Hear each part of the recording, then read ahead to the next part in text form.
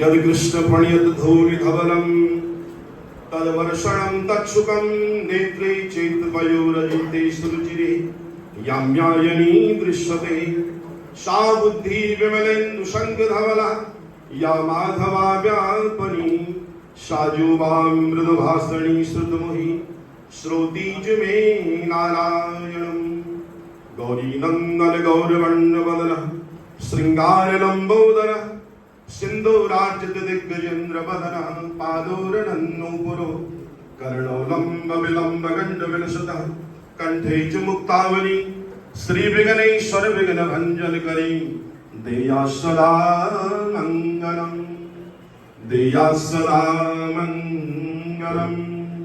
आज वैशाख शुक्ल पक्ष की पूर्णिमा बृहस्पतिवार श्री लक्ष्मी नारायण मंदिर की दिव्य क्षेत्र में हम बैठे हुए हैं और आज समस्त विप्र बंधुओं का समूह ऐसे दिव्य समूह के पावन पर्व पर विश्व हिंदू परिषद की तरफ से अर्चक सम्मेलन का जो आयोजन किया गया है, इसके लिए हम विश्व हिंदू परिषद का बहुत बहुत धन्यवाद करते हैं।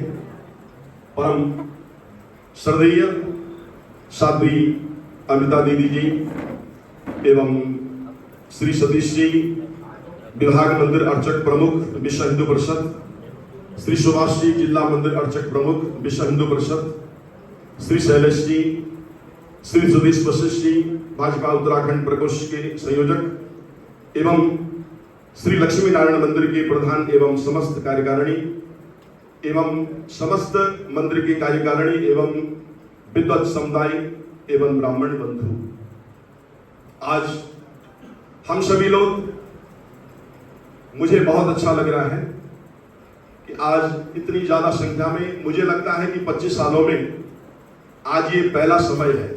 शायद सभी ब्राह्मण हमारी दो दिव्य छवि देव स्वरूप जो छवि है, तो ऐसा मौका पहली बार, मुझे लगता पहली बार ऐसा आया है।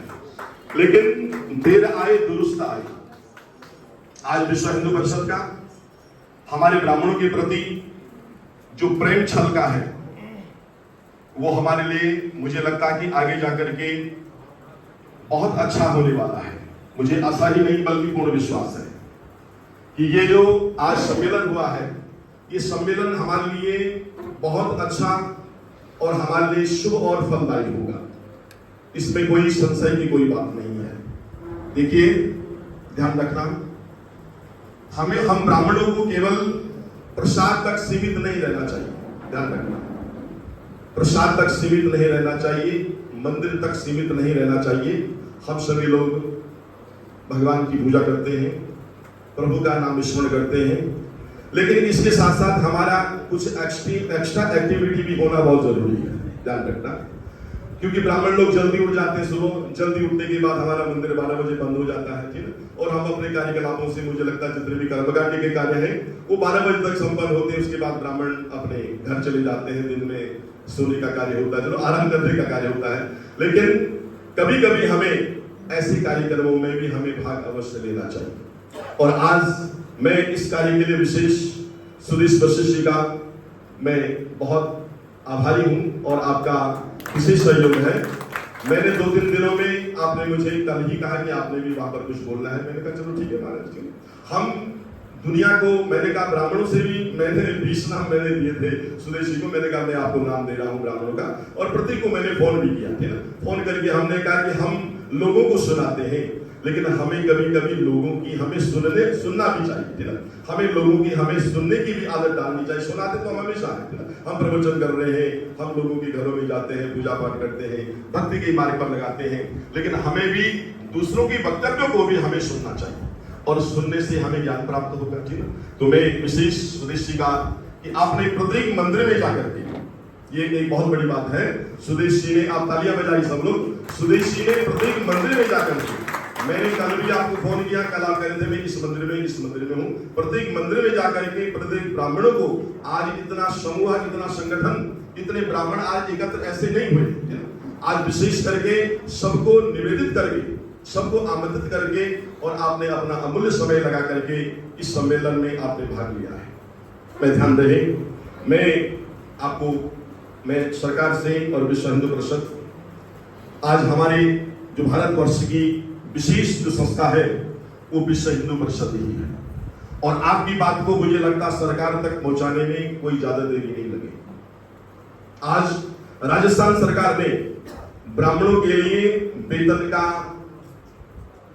आपको ध्यान होगा, आपने अखबारों में भी पढ़ लिया होगा, पेंशन का और वेतन का और समुदायों को ध्यान रखना, एक मंदिर को छोड़कर के और समुदायों के लोगों को वेतन दिया जाता है।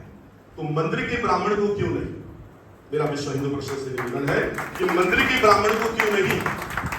ब्राह्मण जो है समाज को जो है सन्मार्ग पर लगाता है, और सारे जितने भी प्रोफेशनल वर्ग हैं वो लाभ के लिए है, लेकिन एक ब्राह्मण का एक ऐसा कर्म है जो निस्वार्थ कर्म करता है, जजमान की सुख और समृद्धि के लिए कार्य करता है, अपने लिए नहीं जीता है, वो दूसरे के लिए जीता है, ब्राह्मण जीता है। और ब्राह्मण के लिए यह क्यों नहीं? आपने देखा होगा कोरोना काल में सरकार का हमारे प्रति कोई किसी प्रकार से कोई सद्भावना नहीं थी।